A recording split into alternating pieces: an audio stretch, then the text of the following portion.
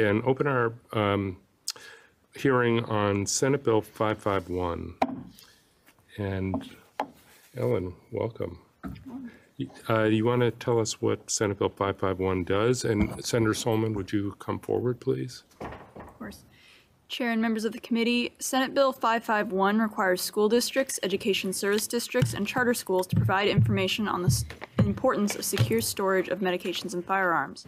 It requires that information be provided on a website and via social media accounts. The bill requires that the information be provided electronically and on paper at least twice each school year, and requires the Oregon Health Authority to ensure schools' compliance with the requirements. Senator Sollman, welcome. Thank you for bringing this bill. Thank you so much. I appreciate the invited testimony here. Thank you, Chair Dembro, Vice Chairs Webbers, and members of the committee. For the record, I'm Janine Sollman. I'm the state senator for Senate District 15, which includes areas of Forest Grove, Cornelius, Hillsborough, and the Rock Creek area of Washington County.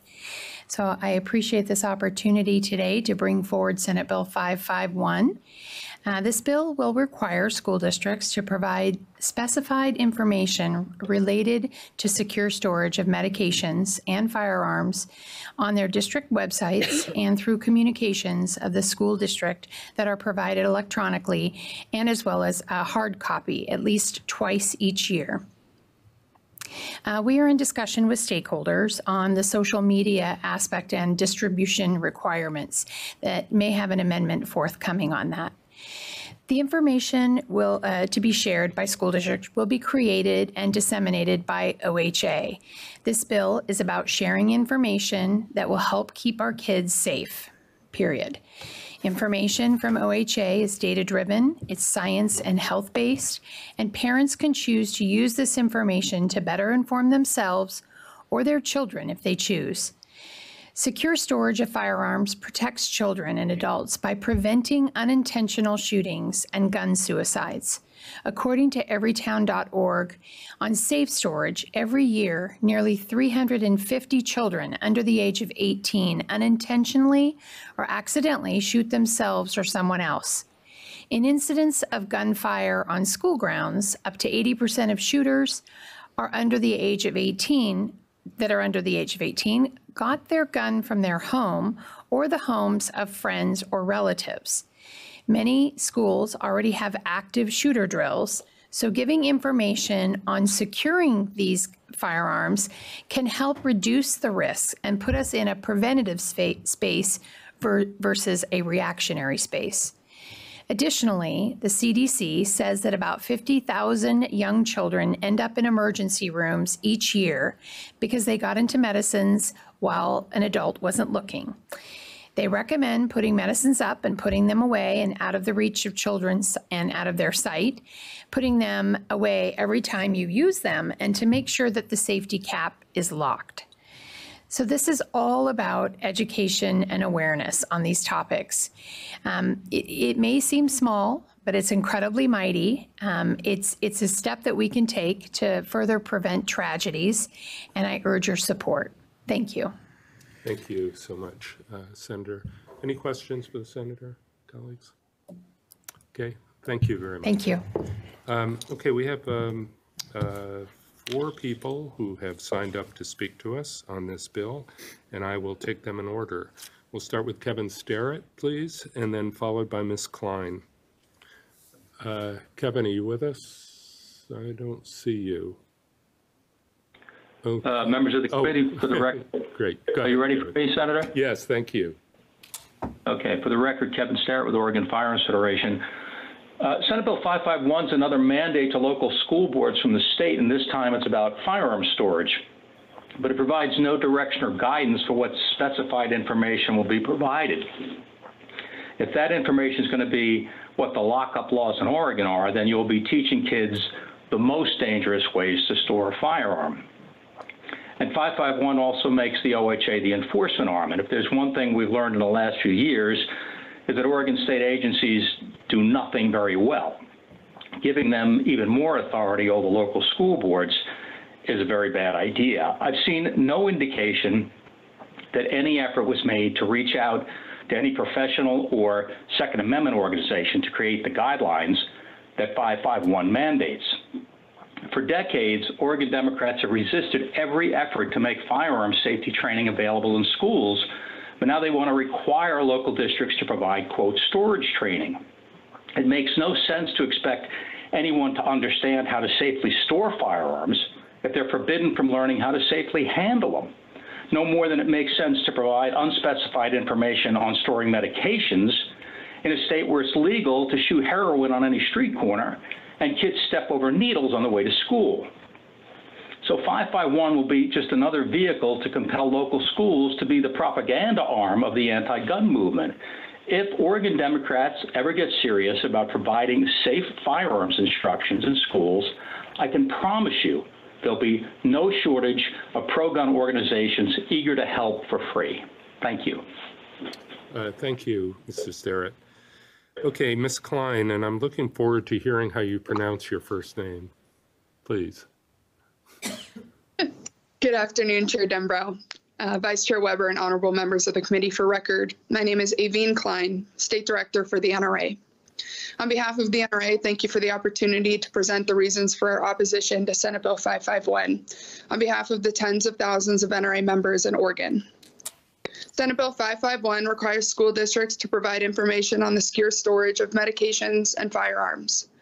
While it makes sense to give the Oregon Health Authority the authorization to provide the information about the importance of secure storage of medication, the Oregon Health Authority is not a subject matter expert on firearms and should not be charged with ensuring compliance under this bill.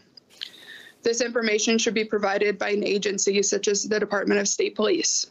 This is particularly important given that there are specific storage requirements already existing in Oregon law, passed by Senate Bill 554 in 2021.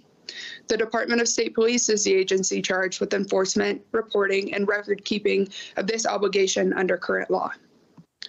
Subject matter expertise is critical to shape accurate information on firearms and secure storage, because Senate Bill 551 is dangerously vague about what information is provided to our impressionable youth regarding firearms.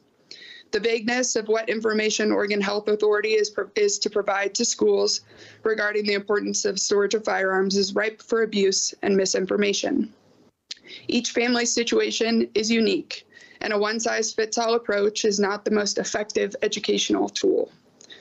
Oregon law already strictly prescribes how a firearm must be stored and provides severe penalties for such violations.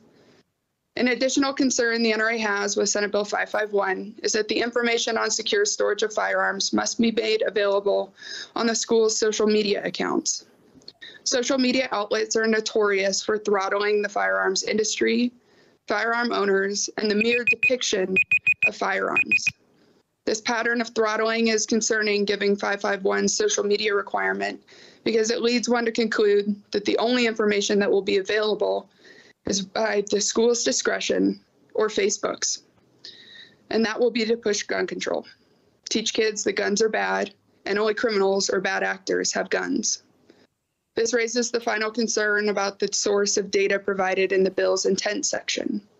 The data provided to justify the importance of secure storage of medication uses raw data numbers. However, the data used to justify the secure storage of firearms is broad, sweeping statements, generalized percentages, and conflation with the impact COVID had on our youth over the past few years. A gun that is locked away in storage with its ammunition locked elsewhere renders a homeowner defenseless in a home invasion situation. Each home situation is unique and should be treated as such, and that should be left to parental discretion on how to communicate and educate their child on firearms, safe handling, and Oregon law already dictates how firearms must be stored. This should not be the decision of the Oregon Health Authority and needs to be safeguarded. I respectfully urge your opposition to 551 for these reasons unless addressed. Thank you. Thank you very much, Ms. Klein. Okay, we have two more, Ann Nessie and Hillary Ulick. Ann, do you want to go first? Thanks. Sure. For the record, my name is Ann Nessie, and I'm representing the League of Women Voters along with Marge Easley, who wrote some written testimony. I contest the information given previously that the Oregon Health Authority can give information to parents. Right now, it is obvious that parents aren't getting the message because we have so many suicides of youth in our state. And I'm going to give you some statistics that weren't in Marge's testimony. Oregon exceeds the national rate for youth suicide. So whatever education is being done isn't getting to the source.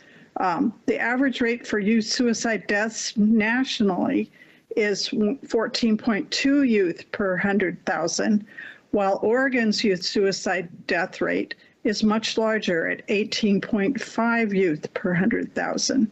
That means that Oregon is 30% at higher risk for this problem, whether it's by medications or by gun. And I can assure you that the parents of this state want to know the information, and we can work this out in the bill. It is very important that when we are having this problem in Oregon that is so much more severe, we have to deal with it. And those statistics are from the American Health Rankings.org from 2022. Thank you. Thank you very much, Ann. Okay, Hillary Ulig, please. Oh, you're here.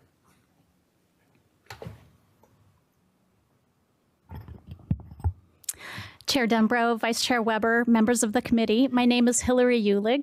I'm a resident of Hillsborough. As a parent and former teacher, I'm asking you to support Senate Bill 551 to require school districts to notify families about secure storage of firearms and medications.